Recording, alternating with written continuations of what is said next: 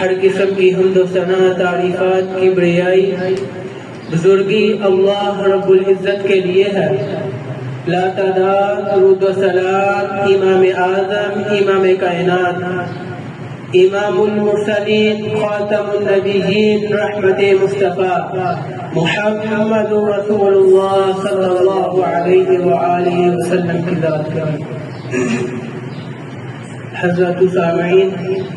جو ابھی حدیث آپ کے سامنے میں نے پڑھی ہے یہ بخاری شریف کی حدیث ہے، اور اس کو روایت کرنے والے بہت ہی جلیل القدر صحابی سیدنا ابو ہریرہ رضی اللہ تعالی عنہ ہیں۔ اللہ کے نبی صلی اللہ علیہ وسلم فرماتے ہیں کل امتی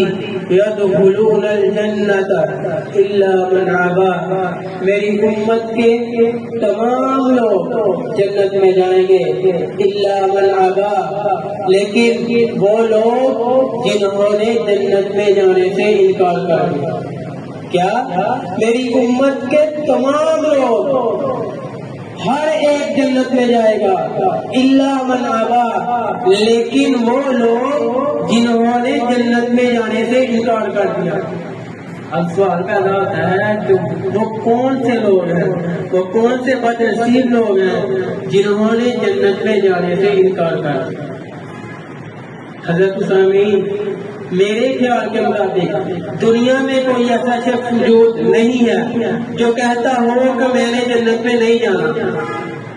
آگے میرا بھائی بھی بتا رہے تھے کہ قرآن میں آیا ہے کہ یہودی کہتے ہیں کہ ہم اللہ کے چہیتے ہیں، ہم یہ اللہ نے جنت ہمارے لیے بنائی ہے، ہم بھی جنت میں جائیں گے۔ حضرت سامنے دنیا میں بسنے والا کوئی ایسا انسان نہیں ہے جو کلمہ پڑھتا ہو پیارے مصطفیٰ علیہ السلام کا اور کہے کہ میں جنت میں نہیں جاؤں گا۔ بچے سے لے کے نوجوان سے بزرگ ہر کوئی جو پیارے نبی صلی اللہ علیہ وسلم کا کلمہ پڑھتا ہے وہ کبھی نہیں کہتا کہ میں جنت میں نہیں جاؤں گا۔ جو جس مسلک کے ساتھ اٹیچ ہے وہ اسی وجہ سے ہے کہ ہم جنت میں جائیں گے۔ اگر ہم اہل حدیث مسلک کے ساتھ اٹیچ ہیں اسی وجہ سے ہے نا کہ ہم جنت میں جائیں گے۔ کوئی بریلوی مسلک کے ساتھ ہے، کوئی دیوبندی مسلک کے ساتھ ہے، اسی وجہ سے ہے کہ ہم جنت میں جائیں گے۔ کوئی یہ تو نہیں کہتا کہ ہم جنت میں جائیں گے۔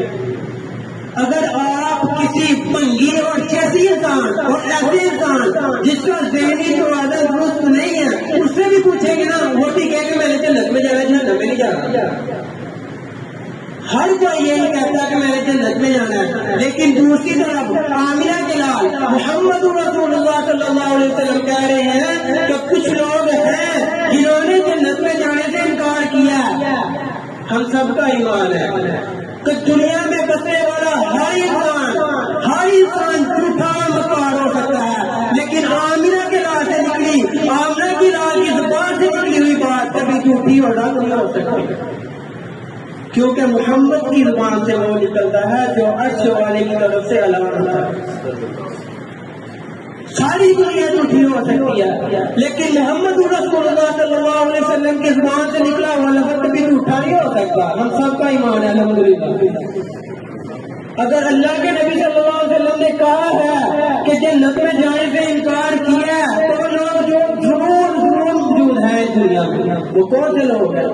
صحابہ نے پوچھا قولوا یا رسول اللہ صلی اللہ علیہ وسلم من ابا، اللہ کے نبی میں کون لوگ ہیں کہ انہوں نے جنت میں جانے سے انکار کر دیا؟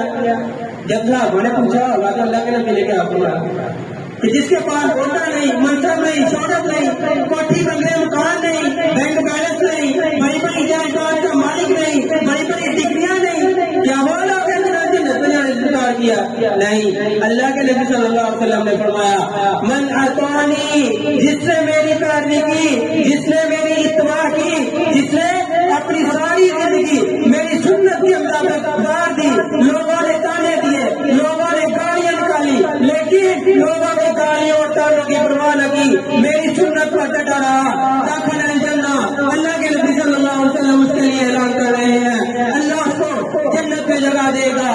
ومن عصانی، اور جس نے میری نافرمانی کی، جس نے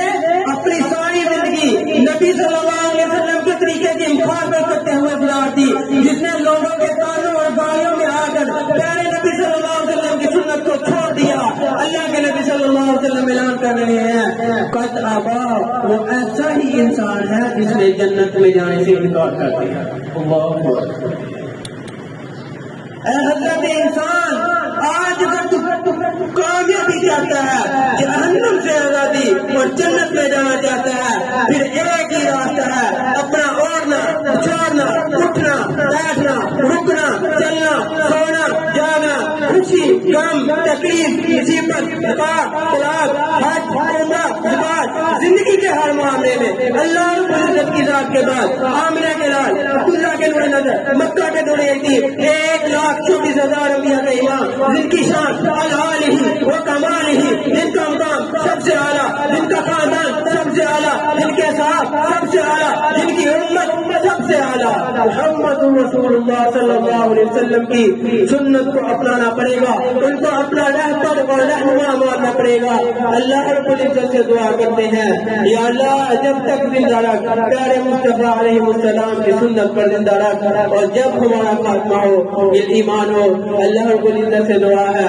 جو سنایا میرے سمیت ہم سب کو اس پر عمل پیرا ہونے کی توفیق عطا فرمائے۔ وآخر دعوانا ان الحمد للہ رب العالمین۔